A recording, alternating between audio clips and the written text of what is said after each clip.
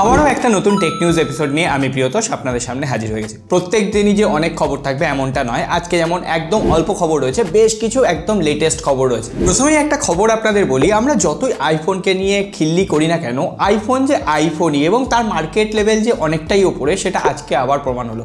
2024-এ globally যত smartphone বিক্রি হয়েছে তার একটা লিস্ট সামনে এসেছে, এমনকি সেখানে দেখা যাচ্ছে আইফোন 15 এক নম্বরে রয়েছে, মানে সব থেকে বেশি বিক্রি হয়েছে। প্রথম তিনটেই আইফোন, 4 নম্বরে এসে স্যামসাংয়ের A15 রয়েছে, এমনকি তারপরে আবার আইফোন রয়েছে। এখানে 10টার মধ্যে 7খানা আইফোন, 3খানা স্যামসাং, বাদ বাকি অন্য কোনো কোম্পানির স্মার্টফোন এই লিস্টেই নেই। সুতরাং বোঝাই যাচ্ছে শুধুমাত্র অন্যান্য কোম্পানির স্মার্টফোন আমাদের রিজিয়নগুলোতেই বেশি বিক্রি হয়। গ্লোবালি কিন্তু বেশিরভাগ হয় লোকে স্যামসাংকে পছন্দ করে, না হলে অ্যাপেলকে। তবে হ্যাঁ, আপনারা যে কোনো দেশ থেকে দেখছেন তো আমাদের এই পরিবারটাকে পছন্দ করতেই পারেন, লাইক আর সাবস্ক্রাইব করে রাখবেন। আর হ্যাঁ, লাইক দেখছি কমে যাচ্ছে কেন, কি ব্যাপার, কি হয়েছে অবশ্যই কমেন্ট করে জানাবেন। তাই চলুন পরবর্তী খবরগুলো দেখি। আমেরিকার হাতে তাদের নিজস্ব এআই মডিউল ChatGPT অনেকদিন ধরেই রয়েছে। রিসেন্টলি চায়না তাদের নিজস্ব এআই মডিউল ডিপসিককেও লঞ্চ করে দিল, কিন্তু আমাদের এই এশিয়া রিজিয়নে কোনো রকম নিজস্ব এআই মডিউল নেই।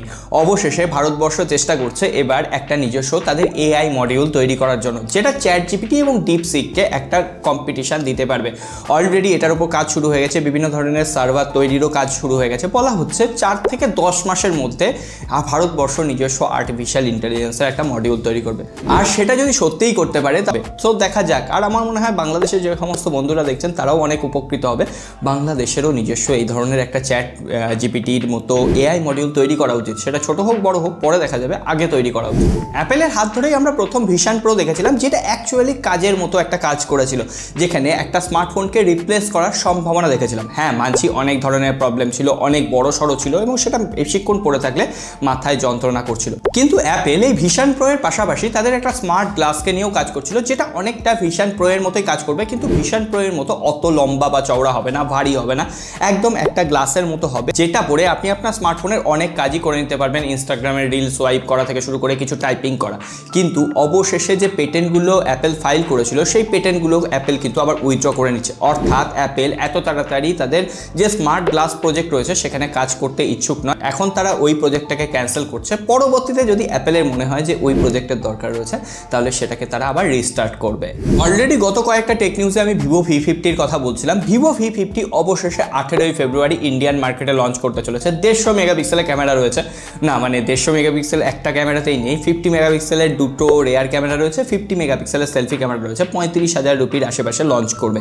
তারপরে লঞ্চ করুক, তারপরে আমরা বিশ্লেষণ করব ফোনটা আদৌ কেনা যায় নাকি ওভার প্রাইসড কেমন হচ্ছে দেখা যাবে। তবে এত কিছুর পর রিয়েলমির 14 সিরিজকে নিয়ে সত্যিই আমি সমালোচনা করেছিলাম। এমনকি রিয়েলমি 14 প্রো এই ফোনটার টেস্টিং চলছে, খুব তাড়াতাড়ি রিভিউ আসবে। আর তাছাড়া ওপো রেনো 13 এই স্মার্টফোনটাও আমার কাছে রয়েছে, এইটাও টেস্টিং চলছে, এইগুলো রিভিউ আসবে। তাই জন্য বলছে সাবস্ক্রাইব করে ঘন্টিটা বাজিয়ে রাখবেন যাতে রিভিউ এপিসোডগুলো মিস না হয়ে যায়। যাই হোক, এবার রিয়েলমি সত্যি হয়তো একটা ভালো স্মার্টফোন লঞ্চ করতে চলেছে মিড বাজেটে। রিয়েলমি P3 সিরিজ আসতে চলেছে। একটা হচ্ছে রিয়েলমি P3, আরেকটা হচ্ছে Realme P3 pro. Realme P3 বলা হচ্ছে 120 হার্টজের একটা কার্ভড অ্যামোলেড ডিসপ্লে থাকবে, তার পাশাপাশি চিপসেট থাকবে মিডিয়াটেকের ডায়মন্ডসিটি 7300, 6000 মিলিঅ্যাম্পিয়ার ব্যাটারি থাকবে, 45 ওয়াটের চার্জার থাকবে। এই সমস্ত কিছু দিয়ে ফোনটা 15,000 রুপির নিচে লঞ্চ করবে। আর রিয়েলমি P3 প্রো যে স্মার্টফোনটা সেখানে কিন্তু 6000 মিলিঅ্যাম্পিয়ার ব্যাটারি থাকছে এবং 80 ওয়াটের ফাস্ট চার্জিং টেকনোলজি থাকছে, পাশাপাশি 50+2 মেগাপিক্সেলের ক্যামেরা, 16 মেগাপিক্সেলের সেলফি ক্যামেরা থাকছে, UFS 3.1 storage type, DDR4X RAM থাকছে।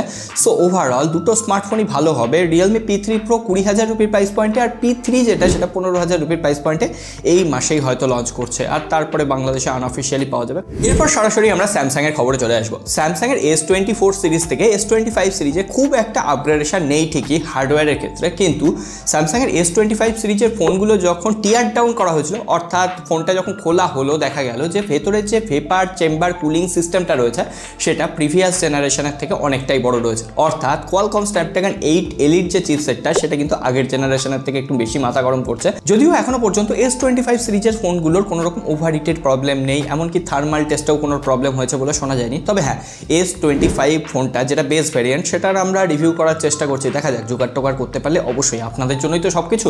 এর পাশাপাশি স্যামসাংয়ের যে পরের বছরে S26 আলট্রা ফোনটা আসবে, S26 এর বেস ভ্যারিয়েন্ট নয়, আলট্রা ভ্যারিয়েন্টে শুধুমাত্র under display selfie camera technology আমরা দেখতে পেতে পারি। এখনও পর্যন্ত সেটাই খবর রয়েছে, পরবর্তীতে দেখা যাক। অলরেডি Z Fold 6-এ আমরা যেমন আন্ডার ডিসপ্লে সেলফি ক্যামেরা পেয়েছিলাম ঠিক তেমনই, তবে হ্যাঁ যদি সেটা হয় তাহলে সেলফি ক্যামেরার কোয়ালিটি একটু হলেও কমতে পারে। আর স্যামসাং তার বিভিন্ন জনপ্রিয় স্মার্টফোনের আপডেট কিন্তু এই বছর শেষ করতে চলেছে।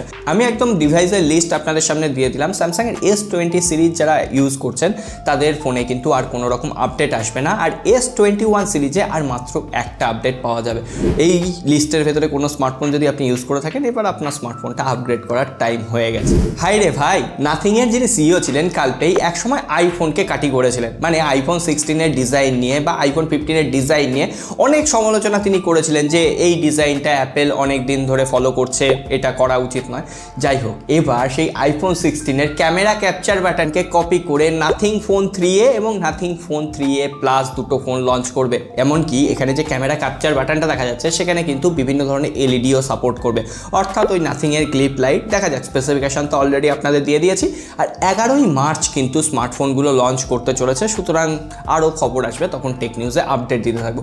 আর নাথিংয়ের পাশাপাশি টেকনোর তরফ থেকেও এই ধরনের ফ্ল্যাশ লাইটের পাশে গ্লিপ লাইট দিয়ে একটা নতুন স্মার্টফোন আসছে, যদিও এখনও পর্যন্ত মডেল নাম্বার কী হবে সেটা জানা যায়নি, তবে বলা হচ্ছে টেকনো পোভার সিরিজের কোনো একটা ফোন হবে, 15 থেকে 16,000 রুপির মধ্যে লঞ্চ করবে। বাদ বাকি স্পেসিফিকেশন জানতে পারলে জানিয়ে দেবো। সো আজকের টেক নিউজ আপাতত এই পর্যন্তই। সকলে ভালো থাকবেন, সুস্থ থাকবেন, আর হ্যাঁ লাইক আর সাবস্ক্রাইব করে রেখে দেবেন। দেখা হবে আগামী